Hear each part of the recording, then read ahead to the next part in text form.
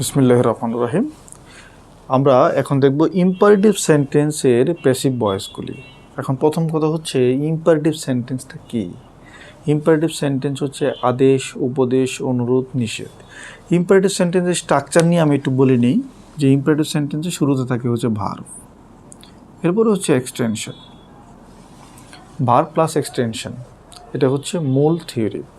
এখন এই imperative sentence আমরা জানি পার্সন হচ্ছে তিন প্রকার, ফার্স্ট পার্সন, সেকেন্ড পার্সন আর হচ্ছে থার্ড পার্সন। এখন ফার্স্ট পার্সন হচ্ছে আই এবং উই, সেকেন্ড পার্সন হচ্ছে ইউ, আর বাকি সব হচ্ছে থার্ড পার্সন। ঠিক আছে, পার্সন কয় প্রকার? তিন প্রকার, ফার্স্ট, সেকেন্ড, থার্ড। তো সেকেন্ড পার্সন ইউ, এটা যদি কোনো বাক্যে থাকে, যেমন ইউ প্লে ক্রিকেট, এখন এই বাক্যটাকে ইউ আছে সাবজেক্ট, সুতরাং ইউটাকে যদি উঠিয়ে দিই তাহলে এটি ইম্পারেটিভ সেন্টেন্স হয়ে যায়।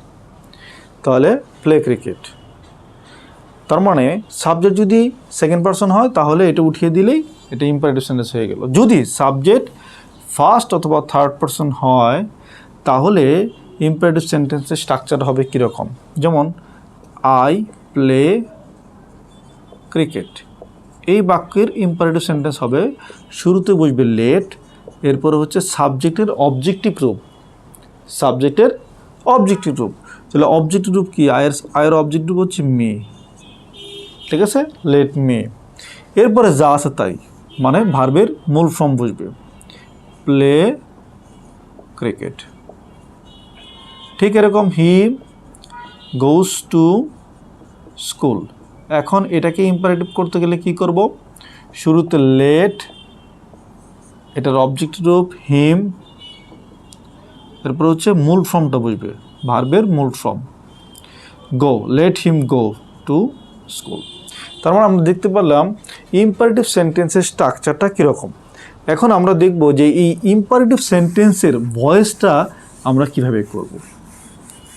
তাহলে আমরা ভয়েস কীভাবে করবো ইম্পারেটিভ সেন্টেন্সে? শুরুতে লেট নিয়ে আসবো, লেট, লেট প্লাস অবজেক্টকে সাবজেক্ট, ঠিক আছে, লেট প্লাস অবজেক্টকে সাবজেক্টের জায়গায় নিয়ে আসতে হবে। এরপরে একটা বি বসাতে হবে, বি, এরপরে হচ্ছে ভার্বের পিপিপি, এটা হচ্ছে নিয়ম।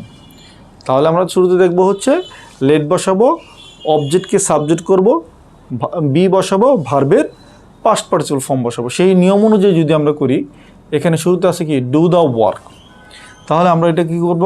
শুরুতে let the work, let the work, এরপর হচ্ছে বি বসাবো, বি, বি কেন বসাবো? এখন প্রশ্ন হচ্ছে বিটা কেন বসাবো?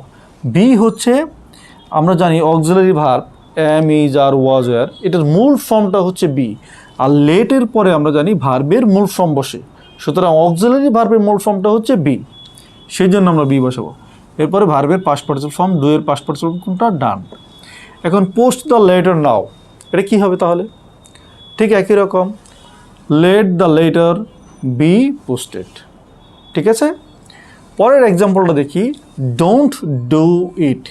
আসলেই এইখানে বাক্যটা এই ডোন্ট শব্দটা আসছে কিসের জন্য? নেগেটিভ করার জন্য।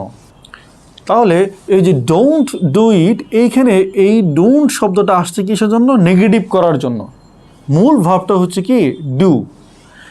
তাহলে আমরা এটা কী করবো? লেট, এখন নটটা আসে যে লেটের সাথে এটা নট বসে দেবো, লেট নট। এরপরে হচ্ছে সাবজেক্ট কোনটা? অবজেক্টকে সাবজেক্ট করতে হবে, লেট নট ইট, মুখস্থ বি, বি বসাতে হবে আমাদের। ডু এর পাস্ট পার্টিসিপল ফর্ম হচ্ছে ডান, তাহলে let not it be done. অথবা অন্যভাবে বলা যায় let it not be done, এটাও বলা যাবে। কল ইন আ ডক্টর, তাহলে এখানে কি হবে? শুরুতে হচ্ছে লেট, অবজেক্ট হচ্ছে a doctor, be called in, এটা এখানে অ্যাপ্রোপ্রিয়েট প্রিপজিশন রয়ে গেছে, কল ইন, কল ইন মানে কি? ডাকা। আচ্ছা, প্লিজ টিচ মি, ওকে, এইখানে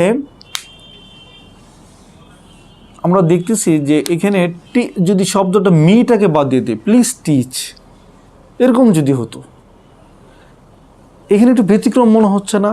যে কোনো অবজেক্ট নেই, তাহলে সাবজেক্ট কাকে করব? এই প্রশ্ন কিন্তু থেকেই যায় যে অবজেক্ট ছাড়া, এটাও কিন্তু ইম্পারেটিভ সেন্টেন্স হয়ে গেছে। প্লিজ টিচ, ডু, ডু আমি যদি বলি শুধু ডু, ইট, এটা বললেও কিন্তু ইম্পারেটিভ সেন্টেন্স হয়ে যাচ্ছে। এখন তাহলে কি করব? এই ক্ষেত্রে আমরা যখন দেখব অবজেক্ট থাকবে না, তখন একটু মুখস্থ জিনিস নিয়ে আসবো। ইউ আর রিকোয়েস্টেড, প্লিজ থাকার কারণে you are requested to teach, to teach. তার মানে you are requested to teach, এটা অনেকটা বলতে পারেন যে মনে রাখতে হবে। এখন আর কীরকম রিকোয়েস্ট হতে পারে, অ্যাডভাইস হতে পারে, ফরবিডেন হতে পারে, এটা শব্দ দেখে বুঝতে হবে কোনটা হবে। ঠিক আছে, এরপরে শব্দটা আমরা দেখি, গিভ মি আ পেন। তাহলে গিভ হচ্ছে দেওয়া, এটা দুইটা অবজেক্ট, মি এবং আ পেন। তাহলে আমরা এটাকে কিভাবে করব? শুরুতে লেট আ পেন, অবজেক্ট নিয়ে আসলাম, বস্তুবাচক অবজেক্টকে নিয়ে আসলাম। লেট আ পেন, বি বসাবো গিভেন, ভার্বের পাস্ট পার্টিসিপল ফর্ম। দেন হচ্ছে এই মি থাকার কারণে এর কারণে আমরা ফর বসাবো অথবা টু বসাবো, ফর মি অথবা টু মি। এখানে টু মি হচ্ছে অ্যাপ্রোপ্রিয়েট, সুতরাং আমরা টু মি বসাবো। আচ্ছা, ঠিক এরকম একই রকম, বাই মি আ শার্ট, আমাকে একটি শার্ট কিনে দেন। তাহলে এখানে অবজেক্ট কোনটা? মি একটা অবজেক্ট, এই শার্ট একটি অবজেক্ট। এই ক্ষেত্রে আমরা কি করব? ঠিক একই রকম, let a shirt be bought for me. এখানে কিন্তু টু মি থেকে ফর মি বেশি appropriate. But me no buts, কিন্তু করো না, দেখে তো মনে হচ্ছে না এটা ইম্পারেটিভ সেন্টেন্স, কিন্তু এটা হচ্ছে বাটটা হচ্ছে এখানে ভার্ব, কিন্তু করো না। তাহলে এখানে কি করব? লেট, প্রথমে হচ্ছে অবজেক্টকে নিয়ে আসতে হবে, তাহলে নো বার্ডস, হ্যাঁ, let no birds be but for me. তাহলে let no birds be but for me. আশা রাখি ইম্পারেটিভ সেন্টেন্সের এর থেকে আর কোনো কঠিন কিছু নেই। এতটুকু আমরা যদি সলভ করি ভালো করে, তাহলে আমাদের ইম্পারেটিভ সেন্টেন্স নিয়ে ঝামেলা পড়ব না। তো পরবর্তী ভিডিও দেখার আমন্ত্রণ জানিয়ে বিদায় নিচ্ছি। আসসালামু আলাইকুম।